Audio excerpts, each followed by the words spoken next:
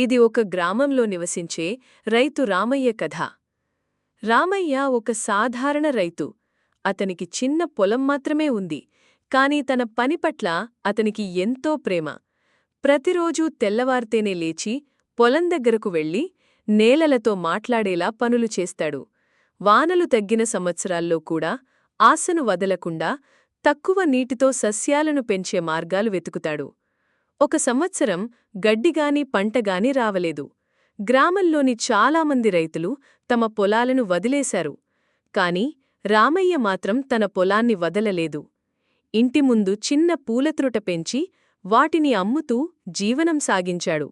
ఆ తోటే తర్వాత గ్రామానికి ఒక అందమయ్యింది. తర్వాత సంవత్సరంలో మంచి వానలు పడ్డాయి.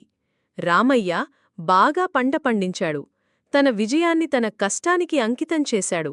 అతను ఎప్పుడూ చెప్పే మాట, నమ్మకంతో కష్టపడి పనిచేస్తే నేల మనల్ని వంచదు. ఈ కథలోని రైతు మనకి ఓ పాఠం చెప్తాడు. నీ శ్రమ, ఆశ, ప్రేమ ఉంటే విజయం తప్పదని. అంతేకాదు, మనం అన్నం తినేటప్పుడు ఓ రైతుకి కృతజ్ఞతలు చెప్పాలి. ప్యాడీ